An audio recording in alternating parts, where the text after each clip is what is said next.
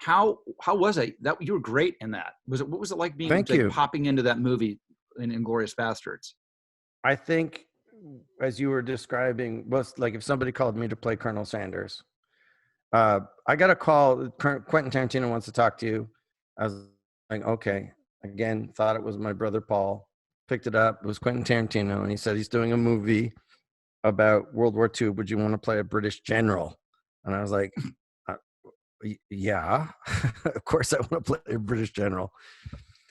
And we talked about World War II movies. We were supposed to talk for 45 minutes. We ended up talking for 8 hours about various war movies, because I love war movies. I wouldn't want to actually be in a war, just like I don't think anybody wants to be in an actual horror film situation. But both my parents were in World War II. My dad was in the Royal Engineers. My mom was in the Royal Air Force, and it shaped who they are. And then the Nazis were just bad guys, just clearly Nazis, fascists, horrible people that are, just they're the bad guys. And so for me, all the World War II movies are so clear, like of being on the right side and fighting the good fight. So he called me up, and so I've become a World War II aficionado. And he blew my mind, because he said what he's doing, because he knew exactly what he was doing, which is so fascinating. And I have such a respect for him, and I just think he's a hero. But he said, just like with spaghetti westerns, he said, I'm making what's called a macaroni combat. That's what the subgenre is, which is to say that it's a European knockoff of an American war movie, which is like, oh, heaven. And he said that the term macaroni combat is actually Japanglish. It's because Japanese film critics had coined that term of macaroni combat. And he said, he talked about this kind of magical reality you wanted to create. And I was like, okay, that sounds good. I wonder how that translates to the page.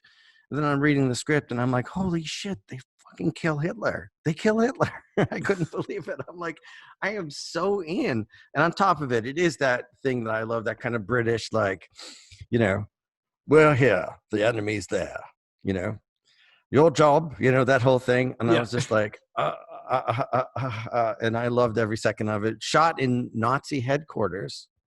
No, really? It was all this Albert Speer in, I think it's Potsdam. It was in Berlin, anyways, in Germany.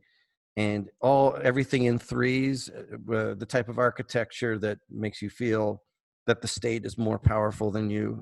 All the Ein Volk, ein Reich, ein Führer, crazy oversized doors that are intimidating. And it then became Soviet army headquarters. And then the Americans, when the Berlin Wall fell, the Americans had it. Now they rent it out for movies.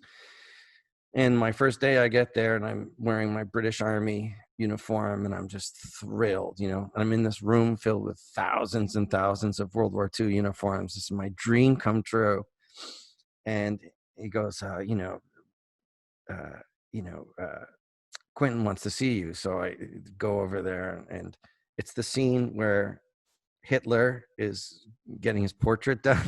So I'm sitting there, and like and then Quentin Tarantino's like, and action. And then Hitler's like, like the whole Jedi, the whole thing. And I'm like, this is a fever dream. I'm in like the place where, like, I think Leni Riefenstahl had an office, like this giant, No, that's where I picked up my uniform. And then I'm in Nazi headquarters, and it's just like Gestapo headquarters or whatever.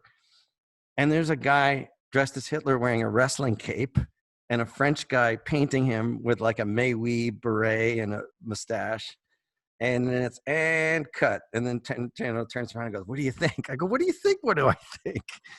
I'm like, this is every like Airfix 132nd toy soldier, every, Spitfire. I've made over 700 132nd scale, 172nd scale Spitfires in my life.